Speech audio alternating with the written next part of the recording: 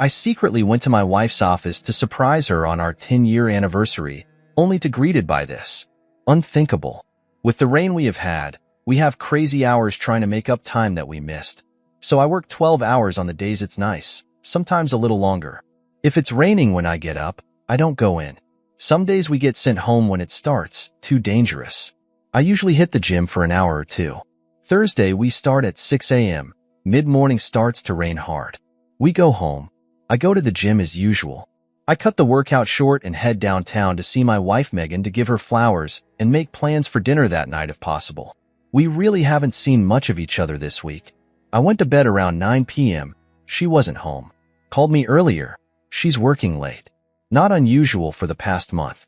I stopped and got some flowers and went into her building about 12:30. Nicole was at the receptionist desk. I told her I got here later than I wanted and asked if she could put the flowers on Megan's desk. She said, "I don't think they went to lunch yet. Why not drop them off yourself?" She buzzed the door to get back to the offices. The place was deserted. I went to her office. The door was closed. I always walk in unless the receptionist tells me she's in a meeting. I walk in and some guy is standing behind her, nuzzling her neck. She's reaching back over his head. She's giggling only as she can, saying, "We gotta get this done." I am gut punched. I slammed the flowers down and said, "Happy anniversary," and walked out. I didn't hear what she said. Nicole said goodbye and left. Made it to the elevators and out the building. Then my phone started ringing. I boiled my eyes out all the way home, went into the garage, pulled my camping gear out of the rafters, and took off.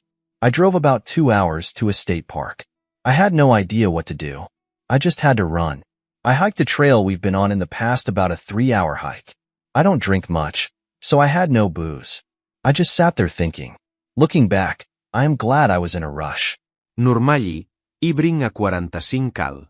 With me camping, we have black bears, which generally scare off, but get aggressive if hungry or cubs are around.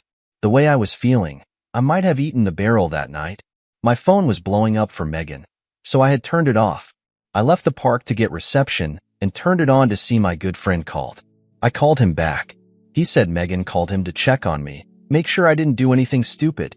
We talked a bit, told him I got to thinking this through, and would catch up on Friday.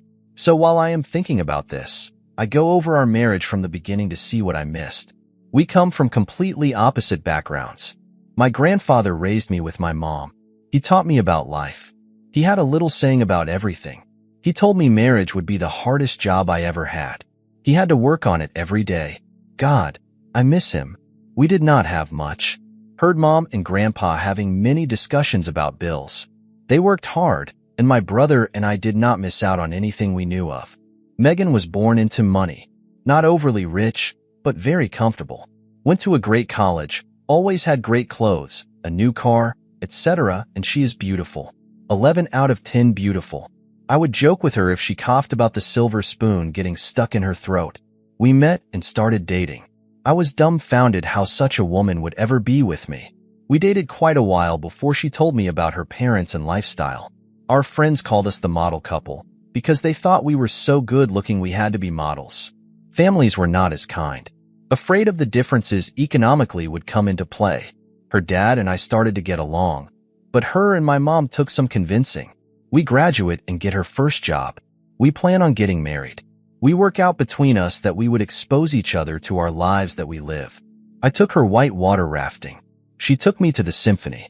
We went ziplining. We went to an art opening, etc. We agreed that we had to experience the other's interests. She was really enthused about the more physical things we did. I kind of like this symphony and such. I own 2 tuxedos now. I look back and do not see any red flags. Her first 2 jobs she quit because the men all tried to get in her pants. She was paraded out in front for photo ops. Invited a conference as when other newbies were not. At dinner at a conference, a partner tried to get her drunk, then tried to force himself into her room that night. She quit. The next job, the same thing. Quit again. This 3rd job has women as some of the partners, and none of that BS is in her workplace. She seems very happy. We seem very happy. So now, Friday, I am home. I called her. Asked where she was. Back at work. I, being in a smart-ass mood, said that the marriage is taking second place for her job. She responded since I would not talk about what she was doing. Fair enough. She will be home in an hour. So I wait. I want to save our marriage. If I am lacking in providing, then I want to fix it. I want to ask why, of course, but I cannot accept an I don't know answer. Here's the update. Wife and I had a marathon talking session on Friday late night. I started by asking that she be honest in all answers and be complete.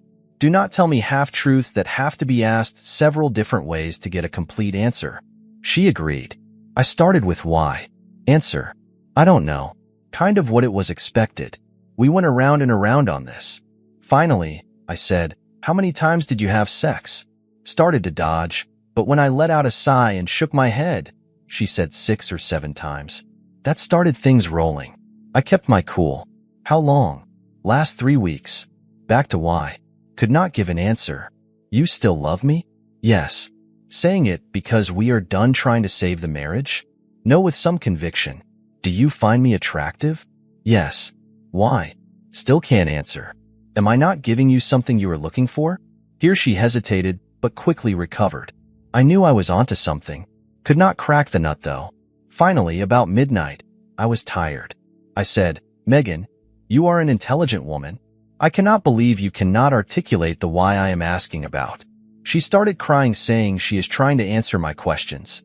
I said, okay, enough for tonight. Time for bed. She started to walk toward the door. I asked where she was going. To my parents' house.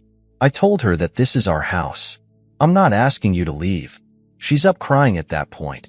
I said, we are not divorced or separated. That may come, but for now we need to be together until we sort this out. We actually slept in the same bed. Not sex in case you were going to ask. I am up almost most of the night. I am reading some of the comments in DM. Had some great comments and back and forth with a few people.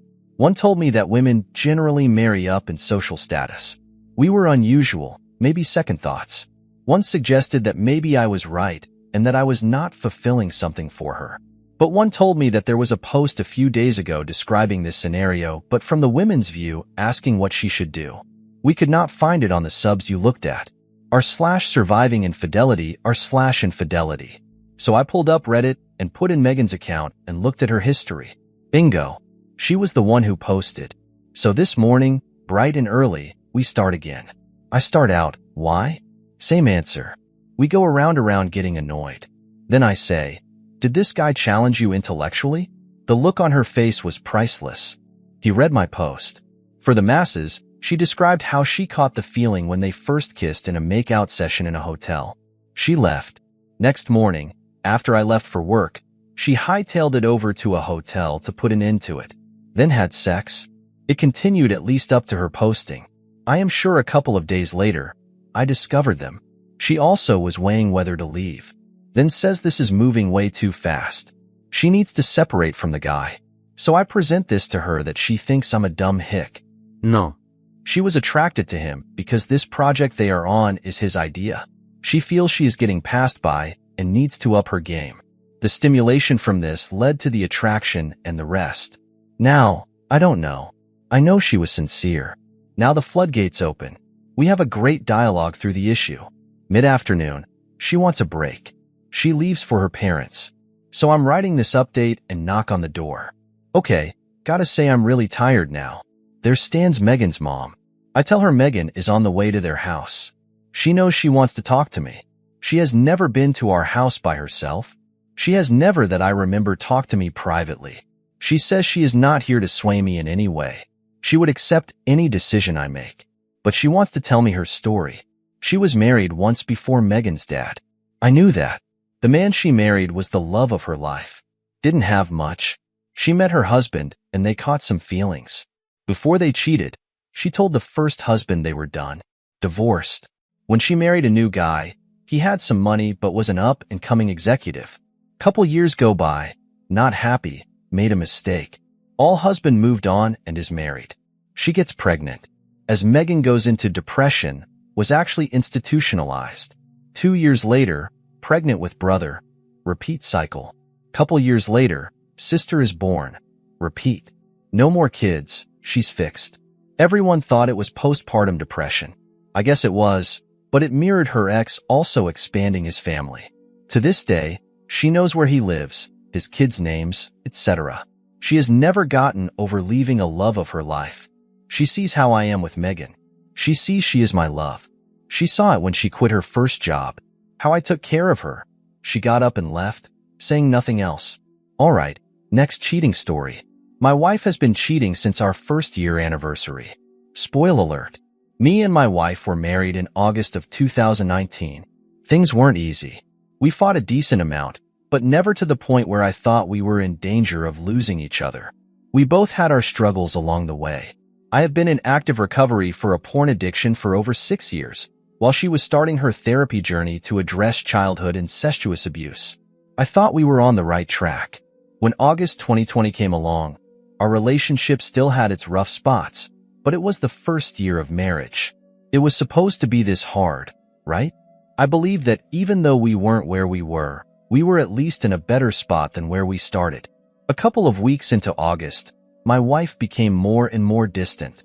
She spent more and more time with her male friends from work. I began to have concerns, but every time I broached them with her, she would lay my fears to rest. You are the one who struggles with lust, not me. I am never one-on-one. I just make better friends with guys, etc. Despite my misgivings, I figured she was right. After all, I was the one who struggled with porn. I needed more boundaries than she did, right? We had had the talk early on in our marriage that we wanted to set the boundary of never being in a one-on-one setting with someone of the opposite sex. We wanted to be above reproach. While she did acknowledge this conversation, she didn't think it was necessary for her. That her struggles weren't with sex, and I should be okay with her hanging out with male co-workers. They are all Christian guys working at a Christian restaurant. What could happen? In mid-August, we celebrate our anniversary. During this time, we decided to go on a large group trip where we would rent an Airbnb in the Northern Peninsula. During this trip, a lot of our closest friends came with, including the guy I would come to learn she was having an affair with. During the trip was when my suspicions really ramped up. She was very distant from me and spent more and more one-on-one time with this guy despite my misgivings. Things really came to a head when I came back one night and realized they were out alone in the lake swimming together. It had gotten to the point where even some of her other friends called her out on her behavior. Fast forward on August 30th, D-Day happened. I had been very suspicious by now, and every night when she came home the questions of whatever you've been, who have you been with, what in the suit? I didn't think she was having an affair, but I told her that I believed she was at risk for having an affair. But no one could spend this much one-on-one time in intimate settings with someone else and not develop feelings. Anyway, on the 30th, we were leaving church, and she was again acting very distant. I decided to ask her straight up, "Are you invested in this marriage?" That's when she replied, "We need to talk." She took me to a park and told me what has been happening. She told me it has been going on since the anniversary. She said she loves this guy and does not plan to stop seeing him. That was just about a month ago. In our few interactions since then, she has made it very clear she does not want back in the marriage, even if this guy wasn't in the picture. She told me that if our marriage wasn't already crumbling, that she wouldn't have gone looking. My brain knows that is bogus, but my heart still thinks it is my fault. In the meantime, she has continued to see this guy, post on Instagram about how much she loves him, and tell her friends about how I should have fought for her more. Something worth noting is that she is a manager at this Christian restaurant, and the guy is a new hire. Apparently, her boss is aware and is chosen to forgive her, aka covered up and go against all their values. I never thought I would get a divorce, but the choice is being made for me. Even if she did want to work on things, I'm not sure I could. I'm living with my parents right now, and this is all just too much sometimes. I still wear the ring, not ready to take it off. I know she doesn't, but still. There are times when I feel excited for the future, but other times when just doing basic tasks is too hard. I can't sleep, too many graphic dreams, and I'm just trying to get by. I do have things to keep me busy, and I do have a new job starting in October, which will be helpful, but that is where I'm at. I've found it difficult to find people who can relate. I am thankful for this community. And here's our first update.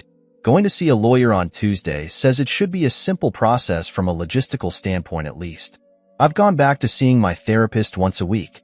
She is a counselor who is Christian, but not a Christian counselor, aka doesn't answer everything with just pray about it, or God works in mysterious ways, or any of that BS. We'll bring that stuff into the session if I ask him to, but not uninvited. The restaurant she works at is Chick-fil-A. She always talked about how their Christian values set them apart from other places. And here's the next update. I don't know what the proper format is for posting updates, so someone feel free to correct me if I'm doing it wrong. I found out that she has been telling people that the reason we are separated is because I was abusive. I talked with my lawyer, and he said the only way that would hurt is if she filed for a PPO. And the only way she could do that is if she had concrete evidence. That means no going to her work, contacting her, etc. Yesterday, I got the ring back, which was really difficult. My lawyer will send her documents to sign, and if she doesn't contest anything, we can move forward with scheduling a hearing, which is about a 2-month waiting period. And another update. 30 days till court hearing. A little bit of context. She had locked herself out of the apartment. We are separated living in different places, but she texted asking for my key to get in. She said she was using the landlord's copy, needed mine. I haven't given it back. One last little foo, I suppose. Or maybe that is the last thing I'm holding on to. Like if I'm surrendering that, I'm surrendering the relationship. She's paranoid by her own admission, terrified I'll break into the house.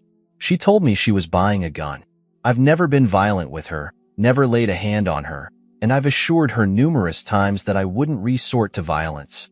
That being said, the idea of her being afraid, albeit misplaced fear, feels good. Knowing that she knows I have access to her house if I really wanted to, that I still have a way in. I'm choosing to hold on to that, to nurse that. Maybe I just don't want to let her go all the way. Maybe I still love her.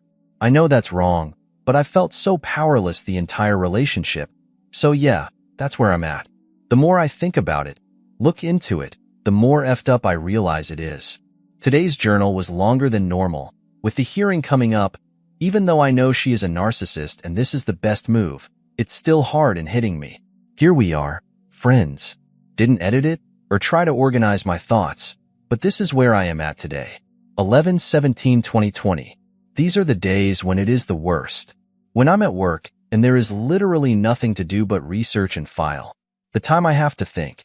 These are the times when I would normally text my wife. Text her telling her how bored I was. Casual crap. What's up to? How's work? Anything new? Blah blah blah. I miss that. The regular stuff. The day-to-day stuff. I forgot how lonely it is to be single. There, I said it. I'm single. 31 days until the court date, and I'm scared. I am really freaking scared. Talk to Scott about the key. Explain that all behavior has a function. This is the only thing I have control over. It makes sense. I never had control during the marriage. I don't have control during the divorce. Handing over the key is giving it up. 100% giving up. I don't want to go home. I don't want to go to work. I'm struggling. Really struggling. Having trouble finding something to look forward to. I don't know if I'll come back from this. Scott told me to reclaim my past. Reclaim my reality. Not wait for someone else to validate my experience. That's really the reason I'm writing the letter. To get acknowledgement from her. For her to give me permission to have my reality. I don't let myself have it if it can't be justified or validated by someone else. I'm on a roller coaster. I'm in a glass box of emotion. I'm insane. The silence, as long as something is going on at every moment of the day, then the pain is manageable. I'm not busy. I'm with my thoughts. With my brain. I hate my brain. I feel between a rock and a hard place. I've begun to really dig into the research. Right now, I have over 26 peer-reviewed articles related to narcissism, childhood sexual abuse, and its relation to infidelity. Attachment styles and infidelity, infidelity in the first year of marriage, sexual abuse leading to narcissism, narcissism and infidelity, long-term impact of betrayal trauma, characteristics of cheaters, archetype hypocrites, characteristics of people most likely to be cheated on, etc. Maybe one day I'll make sense of this. Maybe this will be the biggest freaking research paper I've ever done. Maybe I will be able to conclusively come away from this experience and say, this is why it happened. I'm going to try and perform an autopsy on the corpse that is our marriage. I won't lie, My intention is to definitely point out her fault, to unequivocally convince the jury of my innocence and her role in disintegrating our marriage. I'm heated. As I cool down, the hope is that I will be able to better look at my stuff, too, because it's there. As much as I hate to admit it, it is. I think the main reason I feel a need to prove the pain is because she has yet to truly validate it. I have not had a single conversation with her where she did not attempt to explain away, gaslight, justify, twist the truth, displace, or rewrite the narrative. I've been on lawyer mode, on a witness stand. I spent all of last year being cross-examined, and even though we have cut off contact, she is still a leech in my mind. I find myself doubting the institution of marriage, doubting values that I've held just as fundamental truth for so long. I don't see the point in waiting until marriage. I don't see the point in taking the step. I don't see the point in taking the risk. Maybe I do, but the risk and potential for failure is too great. I was certain, freaking certain she was the one. I thought I had dodged a bullet with my last fiancé.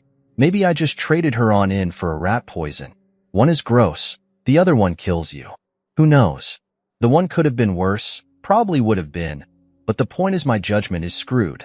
How can I be certain of anything when the thing I was 1000% sure about is a lie? My mom asked me if I ever saw myself getting married again, moving on. Right after she asked, she realized it was too soon for the question. Don't get me wrong, it definitely was. I'm not ready to remotely consider moving on, but if I had to answer now, I would say no, I am not getting married again. What am I going to tell everyone?